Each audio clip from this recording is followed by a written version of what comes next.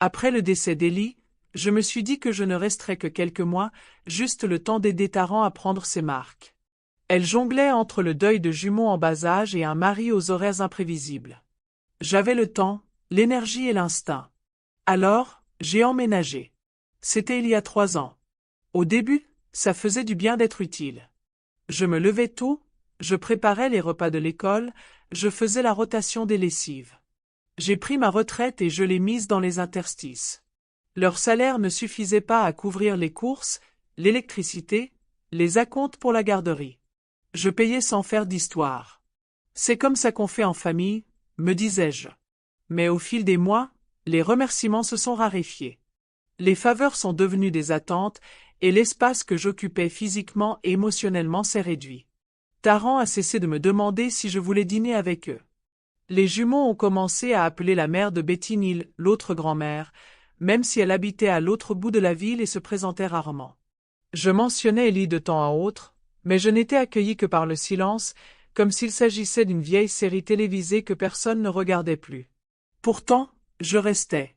Je cuisinais les repas en réglant le thermostat à 20 degrés Celsius, j'ignorais les regards en coin quand je regardais mes séries policières trop fort. Je me disais que j'avais de la chance d'être proche de mes petits-enfants, que c'était à cela que ressemblait la fin de vie, utile, voire chérie.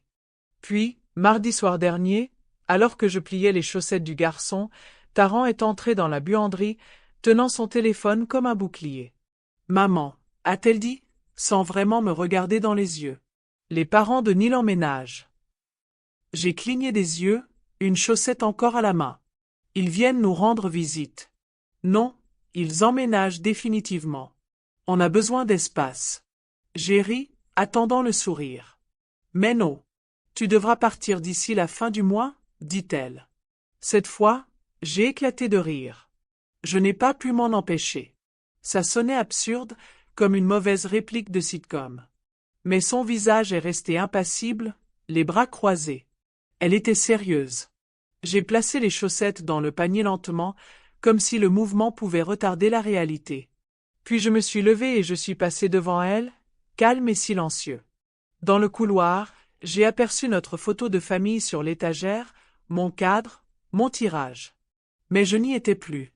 La porte du bureau était déjà ouverte. Des cartons étaient empilés à l'intérieur. Le lendemain matin, le service avait déjà commencé.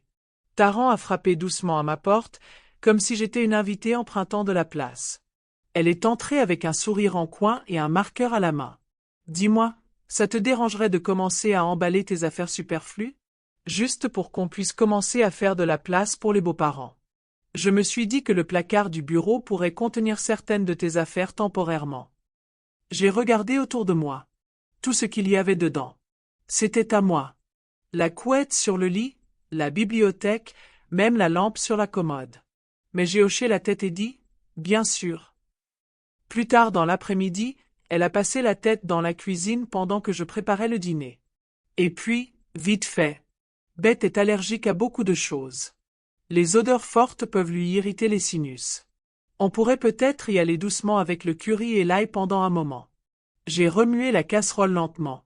Bien sûr, ce soir-là, j'apportais des serviettes à la buanderie quand je les ai entendus parler dans le salon. Je me suis arrêté au bord du couloir, caché par le demi-mur. On va mettre Beth dans la chambre principale, disait-on. Dorian peut avoir la chambre d'amis du bas. Et maman ? Demanda Neal.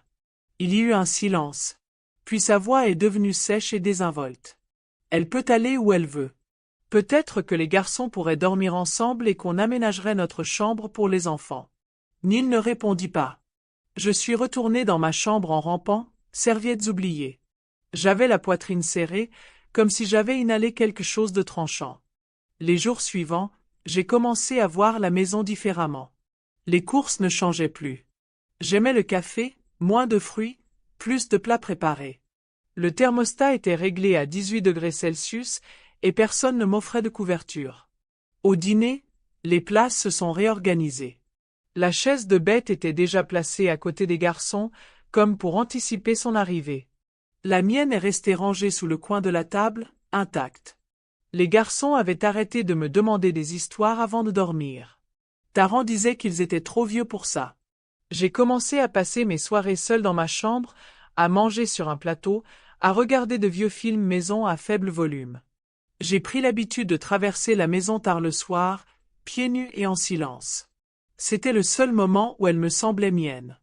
J'allumais la lumière du porche, vérifiais les serrures, pliais une couverture perdue, de petites routines, comme une mémoire musculaire d'une vie que je vivais encore, mais à laquelle je n'étais plus invité. C'est à ce moment-là que j'ai commencé à prêter attention à l'inventaire. Pas seulement ce que je possédais, mais aussi ce que je n'avais plus le droit d'utiliser. Camille remuait lentement son thé, les sourcils froncés, m'observant de l'autre côté de la table. On se retrouvait au Fin Chess Café tous les premiers jeudis, mais cette fois, c'était différent. Je n'avais pas beaucoup parlé depuis qu'on s'était assis. « Il ne te laisse pas tranquille » dit-elle finalement en posant sa cuillère. « Ils t'ont déjà effacé. » J'ai laissé échapper un petit rire, plus haletant que sonore. Je sais que je l'ai dit, mais t'entendre le dire à voix haute, ça me fait un autre effet. De retour à la maison, j'ai ouvert mon ordinateur portable et me suis connecté à mon compte bancaire. Ce n'était pas quelque chose que je faisais souvent. Je n'ai jamais été du genre à mesurer l'amour en dollars. Mais quelque chose dans les mots de Camille m'a collé à la peau comme de la vapeur. J'ai parcouru les relevés mois par mois. Courses, paiements automatiques, chèques libellés directement à l'ordre de Tarrant pour les extras. J'ai commencé un tableur. Quand j'ai terminé, le total avoisinait les 26 000 $. Je me suis adossé à ma chaise, le chiffre pulsant dans ma tête. 26 000 $ provenant d'un revenu fixe. Des dollars discrets qui permettaient à leur famille de vivre sans qu'on leur en fasse part. J'ouvris un tiroir et en sortis une vieille chemise en papier craft. À l'intérieur se trouvaient les papiers que j'avais rassemblés des années auparavant, lorsque j'envisageais d'acheter un petit appartement après le décès d'Élie. J'avais préparé un acompte. J'étais à quelques jours de signer quand Tarrant m'appela en pleurs. Le coût de la garderie des jumeaux avait doublé du jour au lendemain. Il était entre deux boulots. Je lui avais viré l'acompte le lendemain. Elle avait pleuré au téléphone, promis de me rembourser. C'était il y a presque 3 ans. Je refermai la chemise et la tins sur mes genoux, les bords adoucis par la manipulation. Mes mains ne tremblaient pas. Pas encore. Mais quelque chose en moi changea. Ce n'était plus une question d'espace. Ce n'était plus une question d'allergie pour bêtes, ni de chambre d'amis, ni de planification des repas. Il s'agissait d'être utile jusqu'à ce que je ne sois plus nécessaire, jusqu'à ce que je devienne gênante. J'ai posé le dossier sur le comptoir de la cuisine et je l'ai longuement contemplé. Puis j'ai fouillé dans le tiroir, cette fois à la recherche d'un stylo, et j'ai griffonné un petit mot sur un bloc-notes. Trouve les papiers. Mets-les par écrit. Suis tout. La page était restée collée là, comme un avertissement ou une promesse. J'ai attendu que les garçons soient dehors à vélo avant de lui demander. Tarrant était dans la cuisine, en train de remuer une casserole d'un truc fade acheté en magasin. Je me tenais juste derrière le comptoir, les mains jointes devant moi, comme si je devais prendre rendez-vous. « Où veux-tu que j'aille » Elle n'a pas levé les yeux. « Je ne sais pas, maman. Tu es intelligente. Tu trouveras. » J'ai cligné des yeux, laissant le silence s'installer entre nous. « Les parents de Neil ont vraiment besoin de stabilité en ce moment, » a-t-elle ajouté, comme si cela rendait la chose moins cruelle. Ils vieillissent. Sa mère est prédiabétique et son père a des problèmes de dos. Ils ont besoin de soins. J'ai failli rire, comme si ce n'était pas moi qui me levais tôt pour pelleter la neige, emmener les garçons chez le médecin et préparer les repas. Comme si je n'avais pas fait tourner la maison alors qu'elle et Neil peinaient à la maintenir. « Tu as fait du bon travail ici, » dit-elle en se tournant enfin vers moi. « C'est l'heure. C'est l'heure. » Comme si j'avais pris de longues vacances dont je devrais être reconnaissante. Comme si je n'avais pas renoncé à ma propre vie pour m'intégrer à la leur. J'ai hoché la tête lentement. Bien. Je suis entré dans le salon sans un mot, et c'est là que je l'ai vue. La photo de famille qui trônait au-dessus de la cheminée, celle de l'été où nous étions tous allés au lac Léman, où le bras d'Élie était enroulé autour de mon épaule et où les garçons étaient couverts de jus de glace, avait disparu. À sa place se trouvait une photo encadrée de Neil enfant, debout à côté d'un garçon que je ne reconnaissais pas. Le cadre était neuf, doré, poli, imposant. Je suis resté là à le fixer plus longtemps que prévu. Quand je me suis retourné, Tarrant était déjà monté. Ce soir-là, Tandis que le reste de la maison bourdonnait de discussions sur les dates d'arrivée et les housses de matelas sans allergènes, j'ai emporté mon thé dans le garage et me suis assis sur la marche fraîche à côté du sèche-linge. J'ai sorti le petit carnet que je tenais depuis le décès d'Ellie et j'ai écrit 2 lignes. Ce n'est plus ma maison, mais ce n'est pas encore la leur non plus. J'ai refermé le carnet et l'ai remis dans la poche de mon pull. Puis, j'ai ouvert le placard au-dessus de la machine à laver et j'ai commencé à faire une liste mentale. J'ai commencé par le lave-linge et le sèche-linge. Je les avais achetés après que l'ancien ensemble soit tombé en panne en milieu de semaine pendant la saison de la grippe. Taran était paniqué. Neil était sorti de la ville. J'étais allé au magasin d'électroménager le lendemain matin et j'avais payé la totalité. Le reçu, daté d'il y a 2 ans, était toujours dans ma boîte de réception. Je l'ai imprimé et glissé dans un nouveau dossier que j'ai étiqueté au crayon, bien personnel. Ensuite, il y avait la table à manger. Je me souvenais avoir mesuré l'espace avec Camille, comparé les finitions du bois, vérifié qu'il y avait suffisamment de rallonge pour Thanksgiving. Cette table avait accueilli tous les dîners d'anniversaire depuis qu'Ellie avait réussi, tous les projets scolaires, tous les bols de céréales renversés. J'avais payé par chèque. La copie carbone était toujours dans le tiroir de mon bureau. Le purificateur d'air était arrivé pendant la saison des allergies, quand Taran se plaignait que les garçons toussaient la nuit. L'instant pot était un cadeau de Noël que je m'étais fait, car personne d'autre n'avait pensé à m'en offrir un cette année-là. J'ai traversé la maison lentement, les yeux rivés sur des choses auxquelles j'avais cessé de penser depuis longtemps. Le lampadaire dans un coin du salon. L'étagère dans l'entrée où je rangeais les piles et les rallonges. Le petit tapis dans l'entrée que j'avais acheté après avoir glissé sur le carrelage. Chaque objet avait une histoire, une trace discrète et invisible de son utilisation. J'ai ouvert un nouveau document sur mon ordinateur portable et j'ai commencé à dresser une liste. Pas seulement ce que j'avais acheté, mais quand, combien, pourquoi. J'ai comparé relevés de carte de crédit, compte en magasin, reçu PayPal. Les chiffres étaient stables, le récit clair. Le temps que les garçons soient couchés et que les lumières du couloir s'éteignent, j'avais rassemblé 3 dossiers remplis de reçus et de documents imprimés. Je les ai glissés sous mon matelas, me suis blotti dans un coin et ai longuement contemplé le plafond. Juste avant minuit, j'ai ouvert une fenêtre privée sur mon navigateur et réservé une chambre pour le week-end dans une location courte durée à 15 minutes de chez moi. J'ai utilisé un autre nom de famille, juste un test, me suis-je dit. Un essai, rien de plus. J'ai attendu jusqu'à vendredi. Taran avait une retraite professionnelle et Neil devait emmener les jumeaux à leur cours de karaté, puis passer chez ses parents. Ça me laissait une fenêtre propre pendant 4 heures. Assez longtemps si je m'en tenais au plan. J'ai garé la camionnette empruntée au bout du pâté de maison et j'ai envoyé un texto à Camille pour lui dire qu'elle était prête. Elle arriva 10 minutes plus tard, les manches retroussées et le regard dur. Nous avançâmes tranquillement et méthodiquement. Pas de tiroirs qui claquent, pas de chaises qui traînent, juste des pas mesurés et des sacs de sport zippés. Nous commençâmes par le dressing principal, mon linge de maison, mes manteaux d'hiver, la machine à coudre cachée derrière un vieil humidificateur. Puis ce fut le salon. J'enroulai le tapis, celui que j'avais acheté, après avoir failli glisser sur le carrelage glissant. Camille rangea les livres. Elle marqua une pause en trouvant celui avec l'écriture d'Ellie dans les marges, puis me le passa sans un mot. La cuisine fut la plus longue.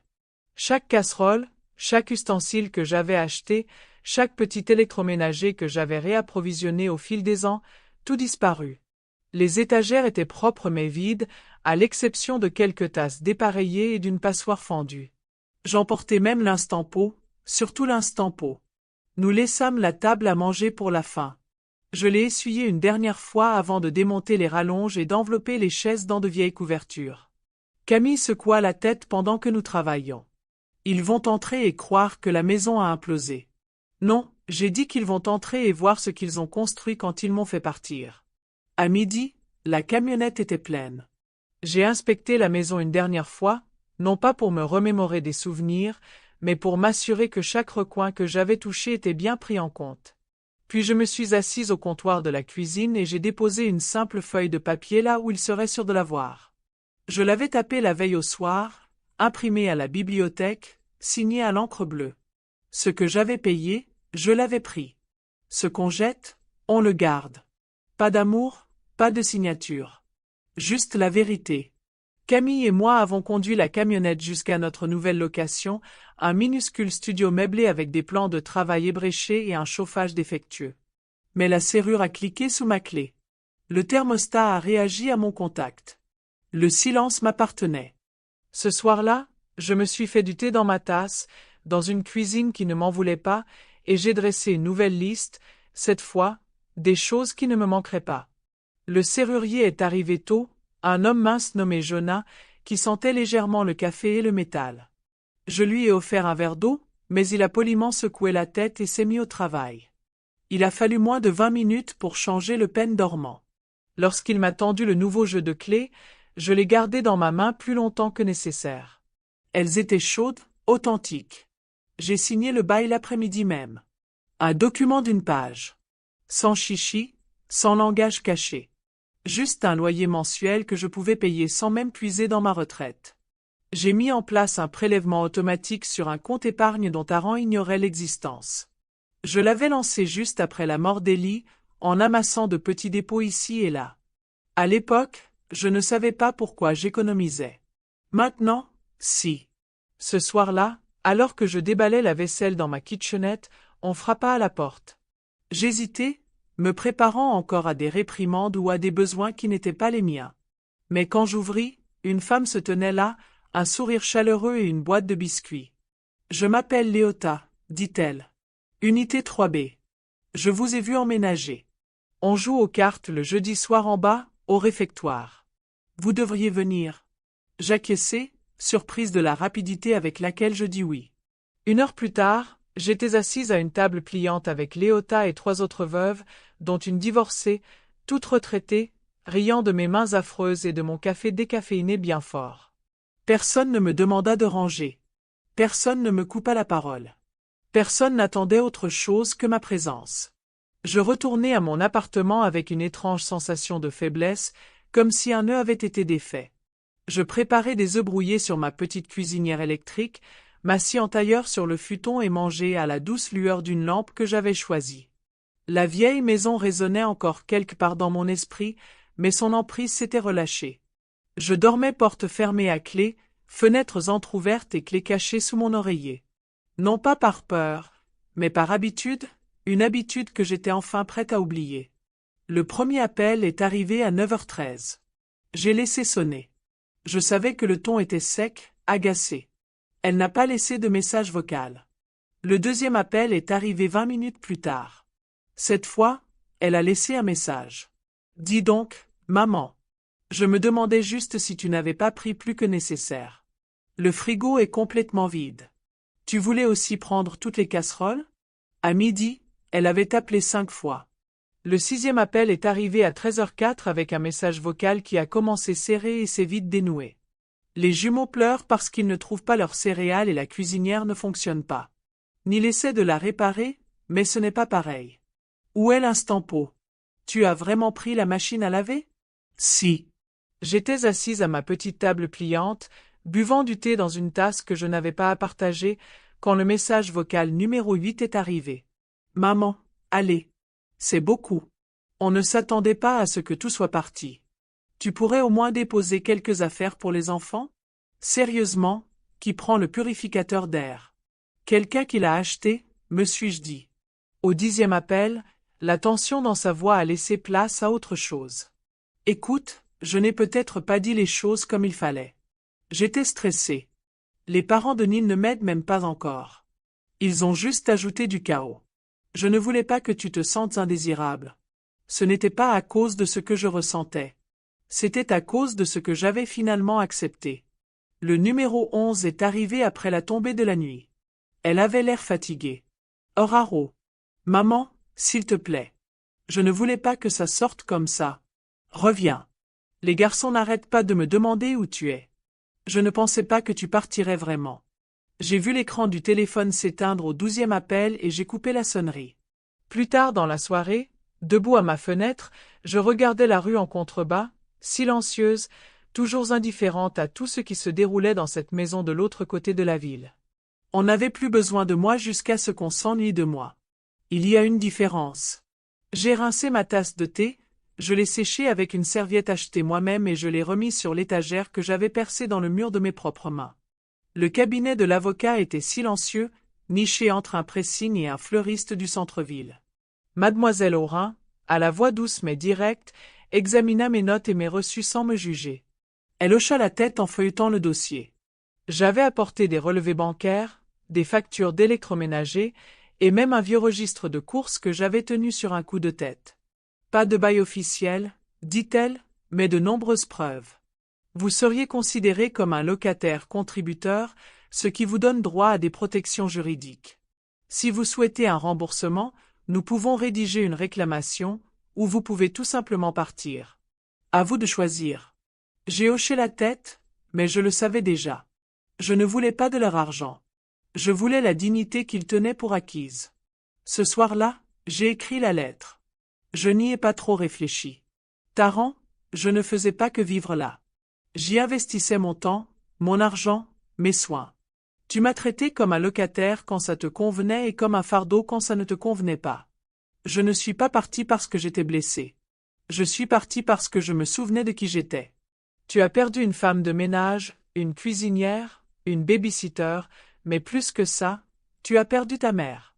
Ce coup n'apparaîtra pas dans ton application bancaire, mais il le sera chez toi, Maru. Je l'ai plié soigneusement, glissé dans une enveloppe et déposé à la poste le lendemain matin. Pas d'adresse de retour. À mon retour, Léota avait laissé une tarte sur le pas de ma porte et un mot disant « À jeudi. Amène ton culot. » J'ai souri, déverrouillé la porte et suis retourné dans mon espace. Camille est arrivée avec une bouteille de vin en brique, 2 gobelets en plastique et un sac de courses rempli de crackers et de fromage. Elle a balayé du regard mon petit studio et a hoché la tête d'un air approbateur. « C'est douillet », a-t-elle dit en retirant ses chaussures. Et ça sent comme si personne n'avait crié dedans. On s'est assise sur le futon et on a trinqué comme des étudiants triant à en perdre haleine.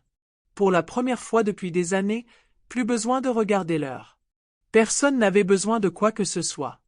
Aucune correction concernant le thermostat ou la façon dont je pliais les serviettes, juste 2 femmes qui se connaissaient depuis assez longtemps pour rire aux éclats. Le lendemain, Léota a frappé à ma porte avec une manique cousue main, motif floral violet avec bordure dorée. Cadeau de pendaison de crémaillère, a-t-elle dit. Je l'ai récupéré quand j'avais les mains plus sûres. Je l'ai remerciée et je l'ai accrochée à la poignée du four. Elle me semblait là, comme quelque chose de mérité, pas d'attendu. Quelques jours plus tard, une épaisse enveloppe est arrivée par la poste. À l'intérieur se trouvait un dessin au crayon collé sur une assiette en carton fragile. Il représentait une petite maison avec une cheminée tordue, des bonhommes allumettes dans la baie vitrée et 2 petits garçons. En haut, en lettres soignées et irrégulières, il était écrit « La maison de grand-mère ». Je l'ai pressée contre ma poitrine un long moment avant de la coller au réfrigérateur avec un aimant. Je n'avais plus de salle à manger formelle, ni de suite parentale, ni de couloir tapissé de photos de famille. Mais j'étais en paix. Et cette fois, je n'étais pas seulement dans la maison. J'étais propriétaire de l'endroit qu'elle contenait.